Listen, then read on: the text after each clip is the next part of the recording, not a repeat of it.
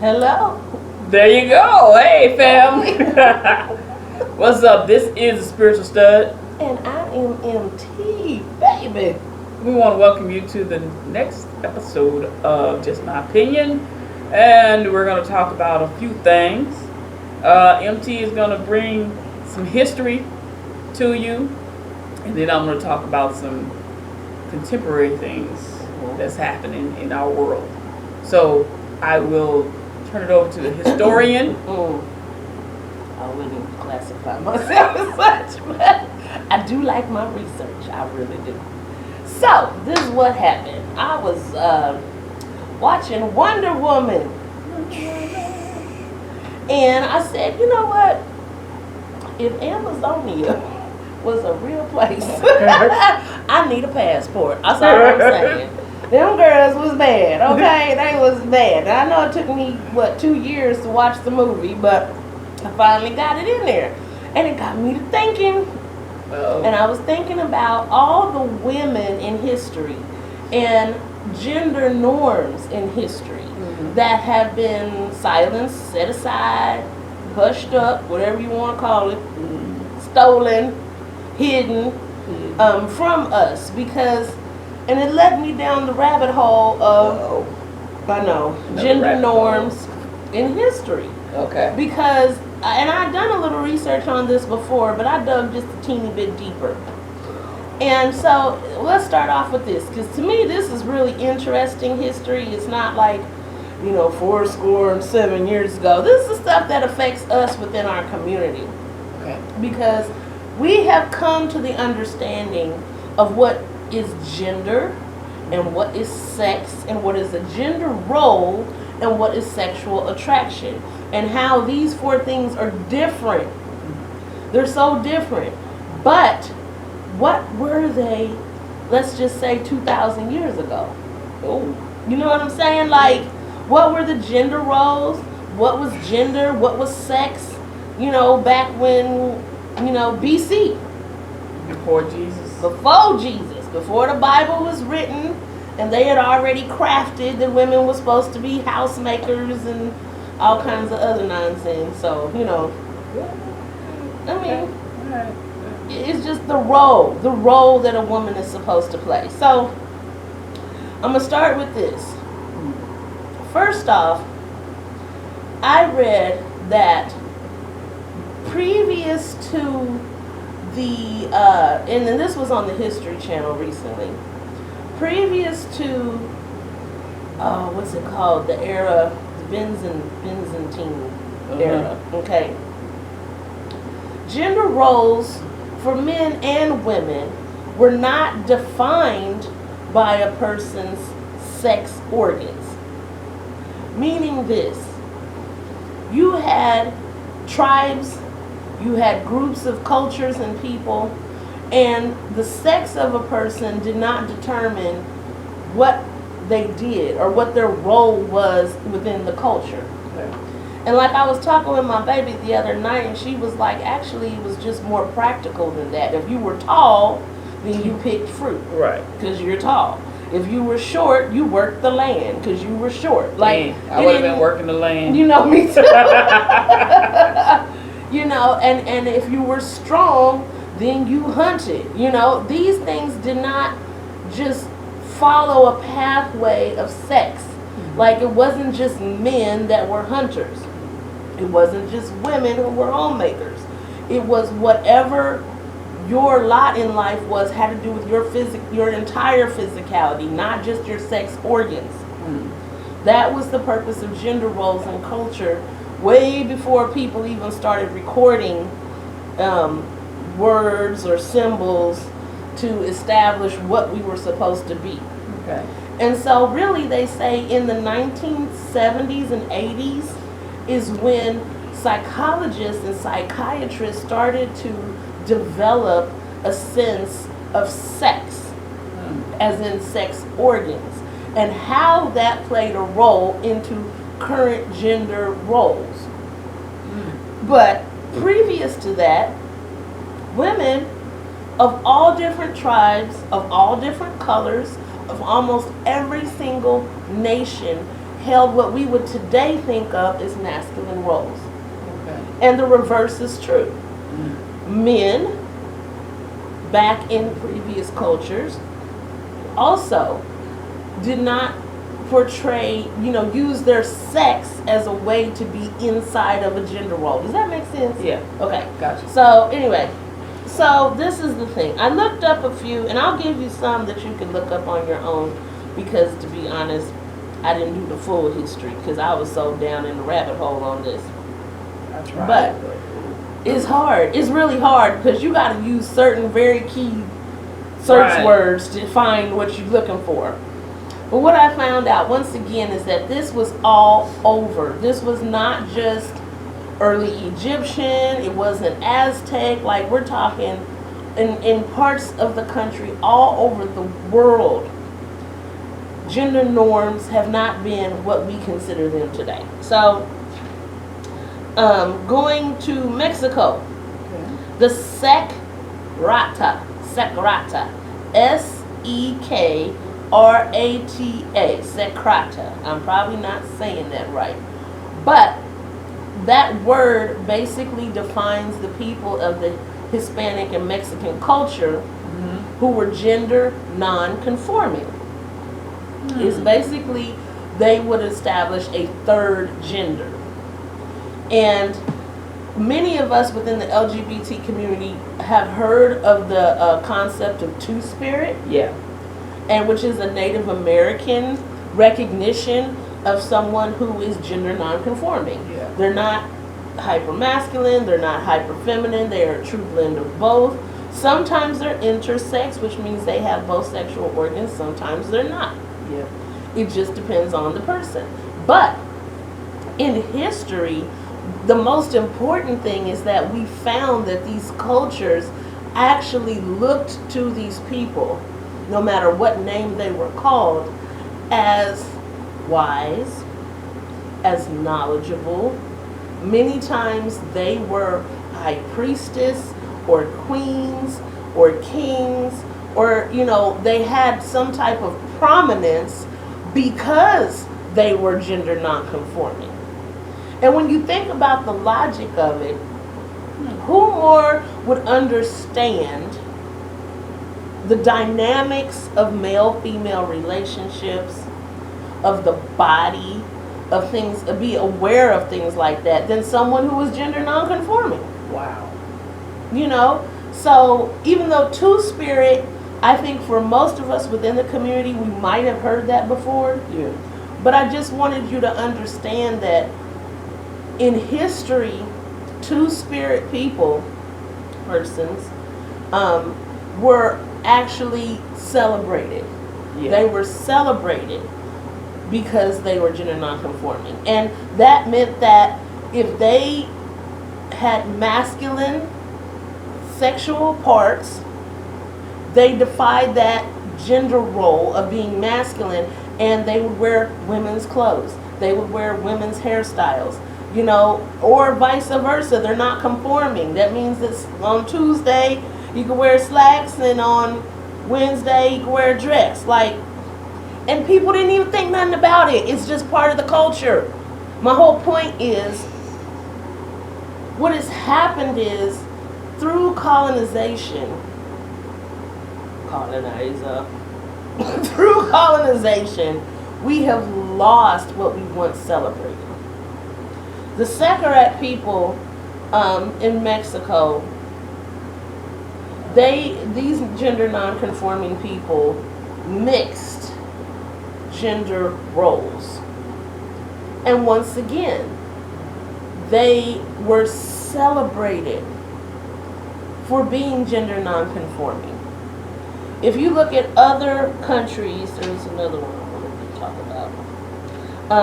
The Anko people in Uganda. Uganda. Uh-huh. No. Fafine, which is really hard to say. It's FA''AFAFINE. Yeah.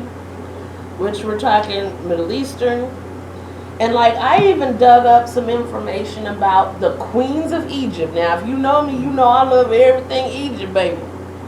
I be on that Egypt stuff. So, what was interesting is that some of these queens that they have found the tombs of, the queens actually wore male headdresses and a beard. Because the beards that the Egyptians wore that were royalty, they weren't real beards. Right. And their hair pieces were not real. They were created and made and crafted. Yeah. So the chin strap that you'll see in a lot of Egyptian pictures that has the long, like, braided piece, that was basically like a slip-on piece. I guess it went around the ears or something. Yeah. But there have been representation of these queens wearing the male garb, but still honoring the fact that they are queen. It says queen on the tomb, not king. And once again, these were leaders. These were leaders. You know, I don't think it wasn't until the movie Black Panther, I know that I didn't know that the Maasai warrior women were actually a real thing. I didn't know that.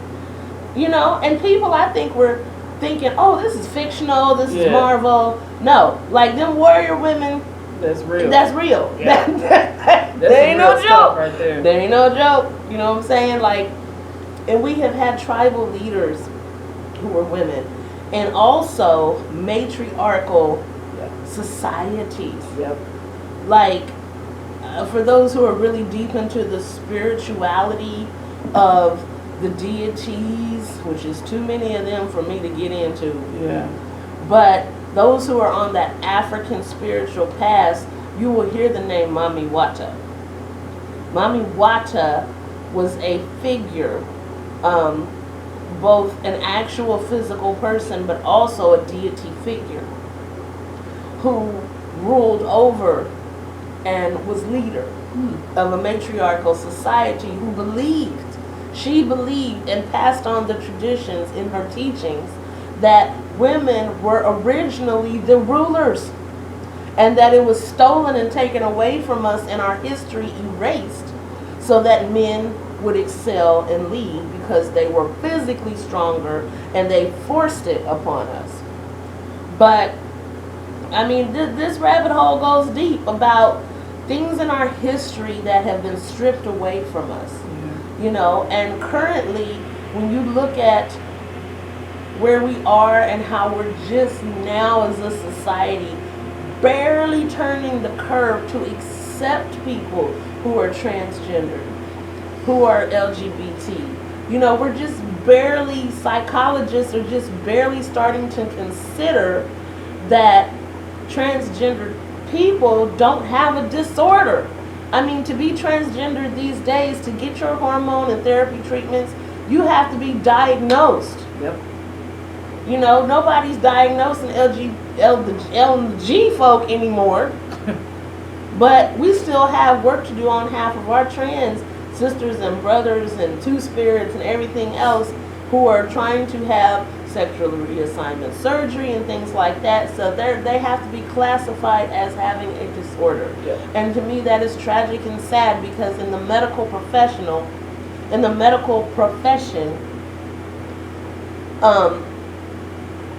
if they basically use the logic that if it harms and affects your life in a negative way, that's a disease or a disorder. But we know that being transgender does not necessarily need to affect a person in a negative way. If you would just allow them their truth and to exist and be and to get the treatment that is readily available to them. You know, they're still trying to say it's a mental disorder. No, it's the people. Yeah, it is. It's the people around that is the danger. Mm-hmm. It's not them being trans. Mm-hmm. It's not. That's not the problem.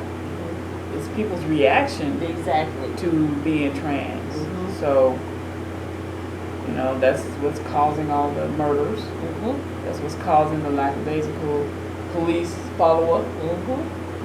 Even when the lady was ran into the gas station for help, and the cashier just didn't do anything. Just let it happen. You know, it's horrible.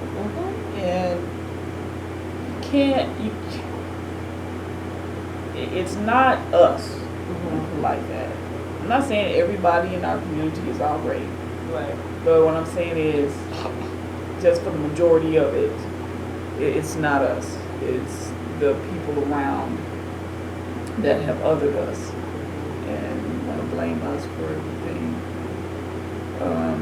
instead of looking in the mirror at themselves. So that's my 2 cents. Yeah, I just, it saddens me how far we've come in knowledge, but how far we haven't come in empathy and sympathy for other people, because it really doesn't matter. Like, in the scheme of things, a person's sex organs or the role that they play within masculinity and femininity or not, like, it doesn't affect them from accomplishing human things. Yeah. Period. Like, to work, to eat, to live, to have relationship. Like, those are the things that all cultures and all societies do. No matter who you are, you're a human being. Yeah. And we have seen culture norms from celebrating people who did not conform to gender to hating them. But I think it's mainly because this is not stuff you're going to hear in anybody's school. No. Oh. What? You're not going to, like the history that has been taken away, stolen, stripped away, not talked about.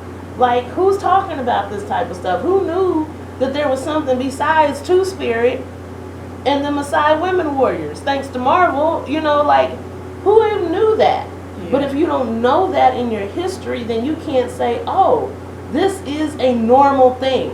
Right. For people who are born biologically male to wear dresses.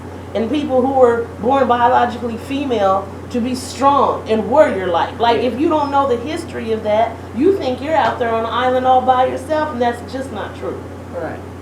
So, I just want people to be aware that this is, quote unquote, is normal. It is normal. It's a thing.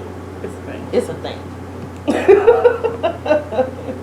All right. So, my wife sent me something about a young man in South Africa. I'm going to do my best to pronounce this name. I'm just going to pronounce the first name. I don't know if it's Impilo or Impilo. It's Mpilo. But one night he went to his local tavern, which he said in the newspaper article said that he went all the time. That was his local tavern. So now this is the thing with him. He is little. He dresses like a woman. Makeup, face beat, everything. So he's in this tavern that I guess he frequents quite often. And he goes to the bathroom. Guess which one he went to? Guess what happened to him? He got beat up. Guess who beat him up? The people in the tavern. The bouncers. The bouncers beat him up. Now, this is where my wife and I had this discussion. First of all, if you go to this place often, they know you. They know what you do. They know who you are.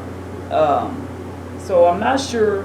I'm just going by what the newspaper said on that part. He didn't really say, he went often or he didn't go. He didn't really say when he wrote what he wrote on Facebook.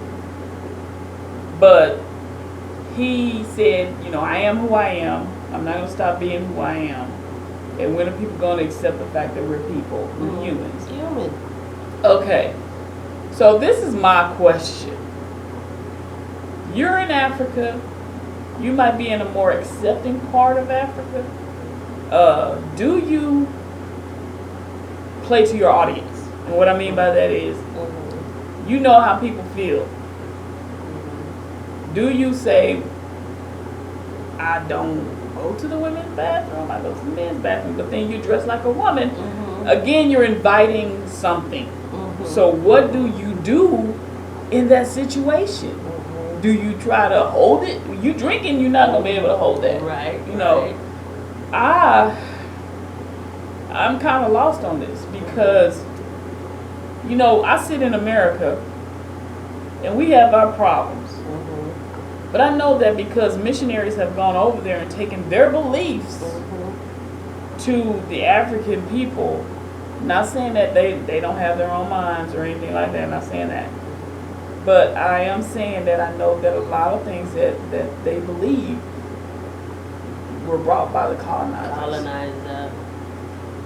Now, they have a thriving gay community over there. I went on his page, saw the page. He's got lots of friends, you know, gay, straight, male, female, whatever. Do you not go to the bathroom? I mean, Mm-hmm. you know, this is the thing It's that a they bodily function. right. I mean, And if he's dressed like a woman, and a lot of people on his page, a lot of people were like, oh, they shouldn't have done that, you know, we're sorry, but guys, dude, you're a whole man going into the women's bathroom. mm-hmm. You know, this is what they're looking at. Right. You're a whole man. Mm-hmm. I don't care if you're gay or not. Mm-hmm. You're a man. Mm-hmm. That's all they care about. Now, if anybody, I haven't been to a gay club in so long, but I know back in the day when I used to frequent them, Mm-hmm. everybody went to the same bathroom. Mm-hmm. Pretty much. Because we weren't interested in each other. Right. Exactly. So, this is the thing. This dude, his face is beat. Mm-hmm. He got high heel boots on. Mm-hmm. He's this big. Mm-hmm. He ain't messing with y'all. Right. Right. He ain't posing no threat. Mm-hmm. Why did y'all have, they beat him so bad. Mm-hmm. It was bad. Mm-hmm. And, you know, he said that one of them got locked up. Because why? Really? Mhm. Why? You didn't have to do that. If you thought he was wrong, Mm-hmm. you tell him, dude, don't go back in there. If That's that's your rule, that's what you do. Mhm. You don't have to put your hands on people. Mm-hmm. Because we're running into a lot of mess right now, Mhm. even in this country, where, you know, our trans people are not safe. No, absolutely not. And a lot of these black trans women are getting blown away. Mm-hmm. You know, you found one here today, there tomorrow. Mm-hmm. It's ridiculous. Mm-hmm. And we sit around, I'm like, what do you do? Mm-hmm. These cities, there are some cities that are trying their best. Like where I work, if I said, you know what, I want to transition, they cool, no problems. But it's where I work. Mm-hmm. Not everybody has that. Right. Not everybody can do that. Mm-hmm. And I just feel bad for the people, especially the ones that are male and you know, assigned male, Mm-hmm. but are female. Mm-hmm. Because these guys out here, Mm-hmm. Toxic masculinity. man, they are crazy. Mm-hmm. They will, you know, and then they will sleep with them Mm. and then want to kill them Mm. because of how they feel inside about themselves.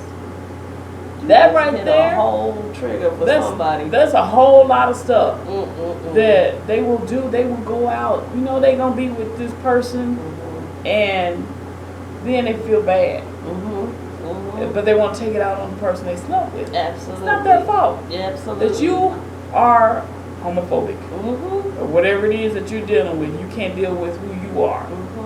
So, and you know, we run into that a lot with the politicians, Yep. the ministers, Absolutely. Mm-hmm. up there screwing in the pulpit. Mhm. I mean, people. Mm-hmm. Mm-hmm. You know what?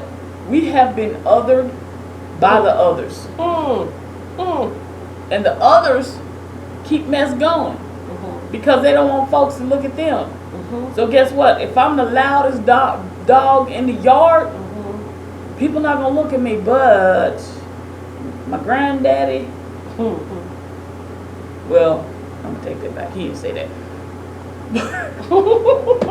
But there's an old saying that says, the dog that barks the loudest is the one that got hit. The one that got hit. That's all I'm saying. You've got to really, it's time for people to really stop hiding. Because the more you hide, the worse it gets. Absolutely. And not only that, but it gets revealed. It gets revealed. Anyway, sooner or later, your trash is going to be out there. There's vloggers out there on YouTube tearing the church up. Oh, yeah, they are. Tearing it up. I was hooked on Larry Reid Live. Every doggone time I looked up, some pastor slept with some woman that wasn't his wife, having kids that they ain't taking care of, then another pastor sleeping with some man. I mean, it's just, come on. It's a human thing. It's human. It is human. It's a human thing. Sexuality, we talked about the Kinsey scale before on this show. Yeah. That most people during a lifetime are not solidly homosexual or solidly heterosexual. That for most people it's a sliding scale. Right. Whether you slide 2 points to the left and 4 points to the right and come back to the center, whatever it is, it slides. Yeah. But see, once again, this is not stuff that's being taught. You have to teach this early. And they don't until want that. folk get up into their 60s and then finally they're like, oh, well, I realized I've been living a life, I'm gay. Yeah. And that's no judgment. I'm not judging anybody for the choices that they make when they finally reveal their truth. Yeah. But what fear has held folk back and judgment has held people back. Because I know of a very specific incident with someone who was close to me at a certain point in time, married man, who came to me and was like, I need you to help me find a man to sleep with. I'm not doing that. I don't know what you thought I was the madam of the LGBT world, but pimp, baby. I ain't doing that. Them tape. I ain't doing that. So we had a discussion, and I was just like, we had a very honest, frank discussion, flat out. What is it that you like? He liked a certain type of sex that he thought only a man could give him. I was like, baby, your wife can do that same thing. Okay? We had a discussion. Oh, I can't say that to my wife. People gonna be looking at me crazy and this and that and the other. Your wife gonna be telling everybody what you asked for? Oh, okay. Maybe I Fear just went and into judgment. a different hole. There it is. Fear and judgment. What you do in your bedroom with you and the person that you have consensual sex with is nobody else's business. And if that's what you like, then you need to say it. Right. You need to say it to the person that you actually sleep with on a regular basis. Right. You know what I mean? And this is the problem. Even though it's a problem worldwide, I think it's a big, big problem in LGBT community for black folk and brown folk. Because we get super hyper into stereotypes. That's why, you know what I mean? That's what I meant about this poor young African young man being beat up. That was no more than toxic masculinity. Them men, I'm going to save the day. I'm going into the women's realm, save these women. And I'm going to toss them out of here and show him I'm about. Boo-boo, first of all, he might have, you never know. You know what I'm saying, with them bouncers. Because men who take it to the extreme, I will tell you this, 9 times out of 10, they got little secrets in the closet. Yeah. And they're just trying to prove how extra masculine they are. Right. So that nobody, like you just said, figures them out. Yeah. But we in the community see the signs. We know that when you're in the pulpit and you preaching extra hard against gay folk, but you ain't so hard on some other folk, that's smoke signals for us. They're always talking about dog whistles in the Trump campaign. Right. But baby, we hear them whistles and see the smoke coming. Yep. And I've known many people, either you've been hurt by somebody who was a lesbian or bisexual or trans or something. You thought you loved them. They done left. You know, you done left your husband or wife for them. They turned you down. Now you out here in your feelings and want to talk down about the entire community. No, check your feelings at the door. Yeah. But what we've got to do is that we've got to normalize sex again. We've got to normalize it. Oh, you're talking to the puritanical America. We've got to it's normal. Did you not hear me say Biblical. that it was before the Bible? Biblical. That people were just existing. Biblical. Didn't matter who did what. They were just existing, living their lives. Living their lives. And we can do that again. Yeah. But you gotta make it where people getting beat up, killed, and stuff for who they love and their truth. You know how ridiculous that is? People scared to tell their husbands and wives in their bedroom what they like sexually. That's crazy. So you got to go out here and get a prostitute, Sister Franklin. Yeah, I said it. Sister Franklin. Who? Sister Franklin. Who is that? Kirk Franklin. Sister Donnie. Well, y'all got to go out here and find, come on now. Come on. Larry Live. Don't make the gag face. Don't make the surprise face. It's a thing. It's a thing. You know, Donnie's supposed to be engaged to Nicole C. Mullen. Donnie need to quit lying to himself. He said he told God. Did you see him on Oprah when he came and said I saw. He wanted to be a real man. It ain't Pinocchio, baby. It ain't how this works. You are a real man. You are a whole real man who probably likes to sleep with other men. And guess what? That's okay. That's the problem is we ain't telling folk it's okay. Like literally, it's you gotta find somebody that wants to have sex with you, get their consent, and then you go do that. It's okay, Sister Franklin. Every time that little thing come on to you, there goes Sister Franklin walking around, running around the stage, acting silly. Well, Franklin already outed himself pretty much when he was on Oprah too. The porno. He has a sex addiction. Okay. So anyway, about that. my whole point is we've got to normalize this again. And we've got to get back to the knowledge. Sexual knowledge is empowerment.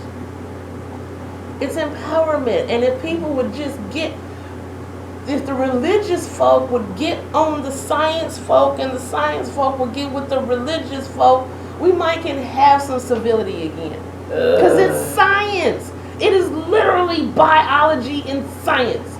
Chemistry in the head, hormones, things like that. They don't want to do that. They want to keep people in boxes. In bondage. In bondage. And not the good and then bondage. They want to then they want to talk about deliver me. Right. You need to be delivered. You know what? You need to read a medical book. You need to be delivered from people. Mm-hmm. That's the problem. Once you get delivered from people, yeah, alright. But yeah. Disclaimer. As Larry Lyle would say, allegedly, Sister Frank. Allegedly, because we ain't got no money to be getting sued about nothing. Allegedly, Sister Donnie McClary. I ain't. Well, I mean, they outed themselves both on Oprah. No. He said he had a sexual addiction, and then he tried to throw his wife under the bus and was like, and they was asking her, well, does he ever do anything that makes you? And she said yes. She said yes. He said he want her to do things that she would not do. Exactly. She was not gonna do those things that he was seeing on the porno films. And so he went out and sought out people to do those things that he could not, as his wife, to perform. But why is it Sister Franklin on? Because he'd have been down that road. I don't know. That's why I'm asking. That's why he fell off that stage. Oh my God. Okay. All right. Oh my God, opinionators. It's just my opinion. MT. I'll have to push her off the screen. She tried to take us out before we even get started. Oh Lord and Jesus. Okay. All right. Any other people you want to pull out the closet? Well, yeah, but I'm not going to. Oh. Maybe on another show. We need Stay to tuned. We need a sign That says allegedly. Trust and believe me, baby. I've said for years, y'all just don't know. We are the gatekeepers. And honey, I got a little lockbox up in here with lots of information about a lot of folk that y'all don't want to see me just really go there. No. You know, I'm joking when I'm talking about Franklin and Donnie. I am joking. I don't have any solid evidence or proof. We don't have no receipts. We don't got no receipts. But I see some strong suspicions. Well, and they done talked about their issues with sex live well, on TV. Yeah, Donnie So- Clarkson has. I just told you what he told Oprah, and then he's like, you know, and even in his confession, I think it was that he had said he wanted to be a real man and love a woman like a man. Mhm. That's what he's kind of, you know, I might be paraphrasing, but that's what it was. And so how many times? But this is how many times have we seen it? How many times have we in the community seen this pattern of behavior? The church folk done got you by the throat and convinced you yeah, that you need to be delivered for something that you don't need deliverance from. And so, in return, because these people are popular, these people are making money off the church folk, they don't want to lose their status, no, heck no. or their followers, or their monies, or their coins. So, they will do pretty much anything that the church folk and the leaders tell them to do, whether it's I've been delivered, or I desire to be with a woman, or whatever it is. Women's. You know what I'm saying? Women's. Like, and then they get married to some poor little pitiful girl, and next thing you know, they on Ayan Love Fix My Life crying, talking about I should have never married her. Well, yeah, honey. Now you got yeah. 3 kids, and you're really messing people's lives up. You know. And I Yeah. say this once again, I don't judge, I evaluate. I don't have a heaven or hell to put you in and throw you out of. I don't judge, I evaluate. I have no power but my words to influence you. That's all. And I want to influence you to tell your truth, to live in your truth. Because the difficult thing is, being in the closet, being hidden is difficult. It's hard. And then you got to lie on top of lie. That's not godly. Right. Lying to folk, you know, leading poor people astray because you know in your heart you got these feelings and emotions that you can't pray away. Right. You can't be delivered from. Yeah. And so you just run around here like a chicken with your head cut off. You don't know what to do. Right. When all you got to do is say, look, first of all, they can't judge you. The church can't judge you. Your mama and daddy can't. Your family can't. Can't nobody judge you. I can't. Spiritual stud can't. Can't nobody judge you. Nobody. We have not the right to judge. But I can evaluate and decide when, if, or how you should interact into my life. And that's exactly what I do, because some people are not safe. And that's True. what I think that baby in Africa should have done. Evaluated the situation, which he may not have known. Like you said, he was there before. Yeah. So it might not, they could have been on one that night. Right. But that's why God gives us the power of discernment. We have to learn to discern who is safe, who is not safe to be around, where to go, where not to go. Right. You know, and to place ourselves, currently, we have to place ourselves in places that are safe for us. Yep. And that's it. And that's all there is to it. That's it. You done? I'm done. All right. Let me finish this up Okay. with one thing that has been bothering me. Uh-oh. I heard a song, Tamala Man, Mm. Change Me. Mm-hmm. And in this song, she was asking God, change those things. And I thought, and I don't know, sometimes God is speaking to me in a little still voice. And it was like, what if the things that we ask God to change, God don't want to change? Don't want to change. Just what if it's something totally different that God says needs to be changed? While we're out here looking at the outside of people, Well, saying, change them, God, make them righteous. While they're sitting there with their fingers up their nose, talking about who I am. No one knows the mind of God. That's right. Stop acting like you do. You've hijacked Jesus. Put him to be something that he was never. He came here in his words to call the sinners to repentance. He said, I didn't come for the righteous because there were no righteous to come for. All you people who think you are righteous, I'm sitting here judging. And I'm going to tell you why. Because if you were righteous, then you would not be here. That's it. That's all. I'm a spiritual stud. And I am empty, baby. And we's out here. Peace.